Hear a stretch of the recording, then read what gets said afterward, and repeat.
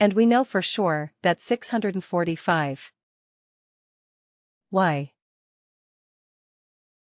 We can look at this file and we can make sure that, yeah, the row count says 647. Right, but it is because it includes the footer and the header. So there are actually 645 data rows. Right. So if I look at this file, I know that, okay, there are 645 data rows. So, and there is this last row which says number of rows. So I know for sure that I have received the complete file.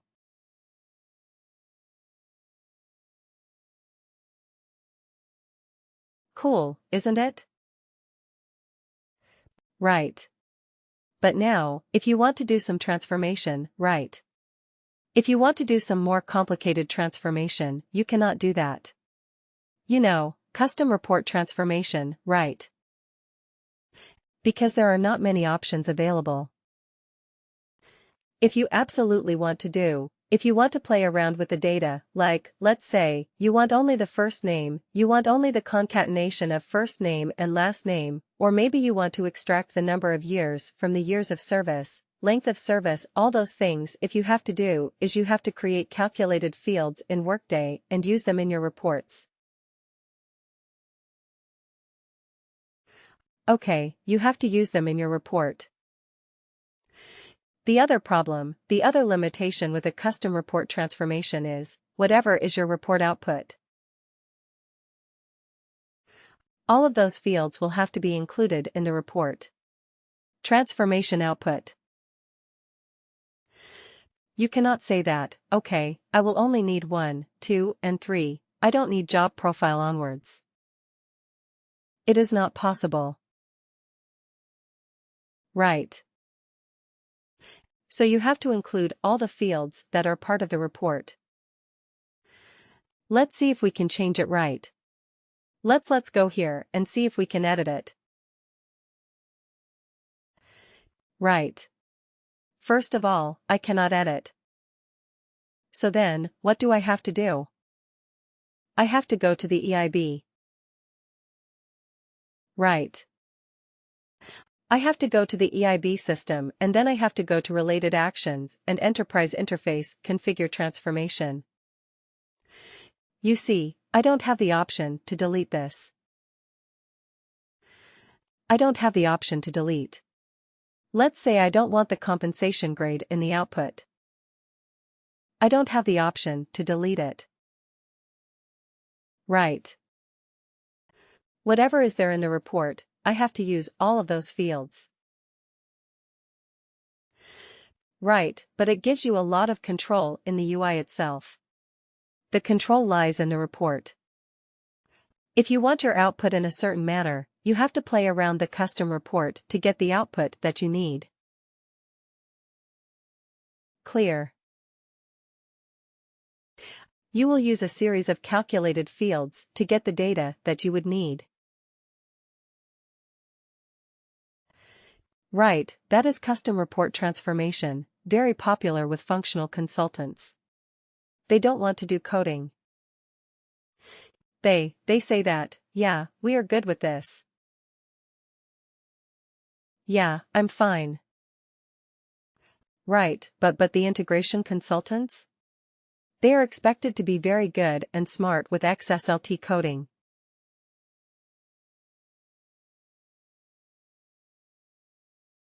Okay, so they are supposed to be good with that. So now let me try to find a piece of code that I can use to show you what I mean by this particular XSLT coding and how can we use an XSLT coding in our case.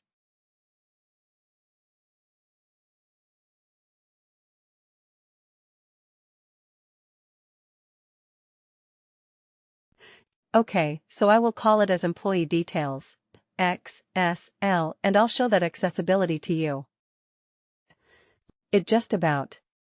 So let me open it up in XS in Notepad++ itself. Notepad++ has recently developed very good XML capabilities. Okay. So how to do that?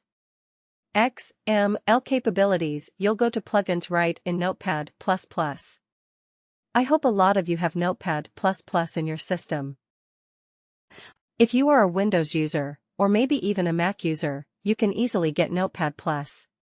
Plus, it's a free software, quite popular and very powerful. You go to Plugins, and you go to Open Plugins folder. Okay, and it will search for some existing plugins in your system, and then what we will do is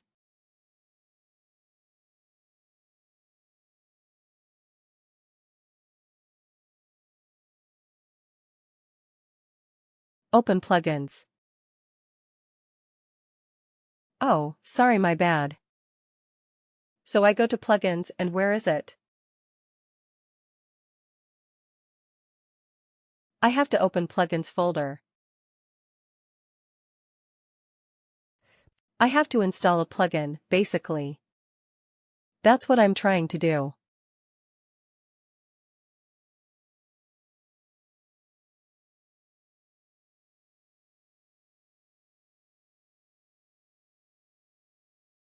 Anyway, I'll check and then I'll show you how to do this as well.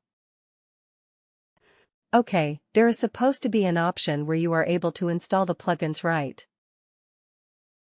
Maybe it is Windows 11 in my system, so it is behaving a bit differently. So I will go to the Open Plugins folder and you will be able to install a plugin right. You have to search for XML and you would be able to install this particular plugin. So yeah, I'm not getting it. Maybe the menu has changed a little bit, but that's fine, anyway. So here is your file. Okay, here is your file. This is how it looks like. This is also an XML file. So it starts with this particular declaration, XML, version 1.0, encoding UTF-8. So it is able to handle special characters as part of the transformation, because Uniform Text Format or Unified Text Format 8 means it will be able to handle special characters. Okay. Now it does a declaration at the beginning, XSL style sheet. Exclude the result prefixes XSL and then it has to declare the namespaces.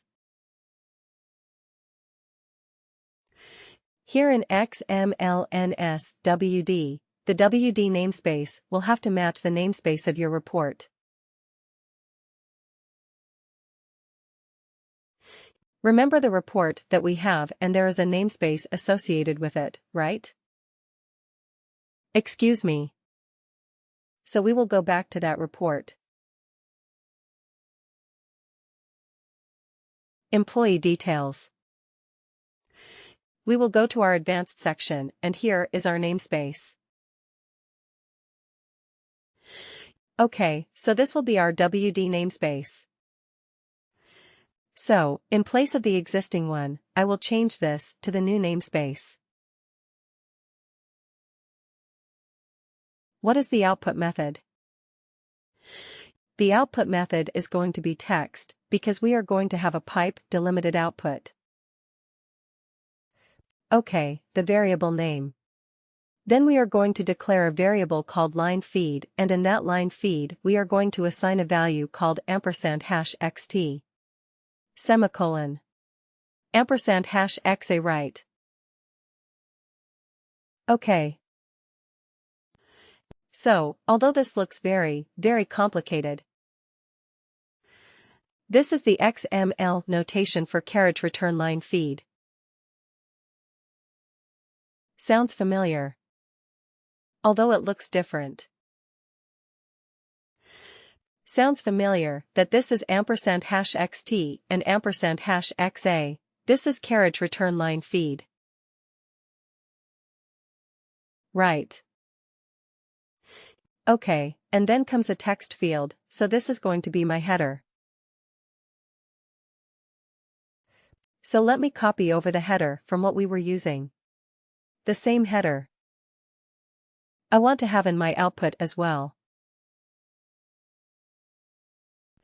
Okay, I want the same header, exactly the same header. I want. Okay, and then after the header, I want to have a line feed, X, S, L, value of select line feed. So that means, after this particular line, enter a new line just like this. So this is how I am going to make my new file. This will be output, then a new line. Then what are you going to do for each of a report entry? For each of the report entry, every time you have a report entry field, do something right. What is it that we are going to do?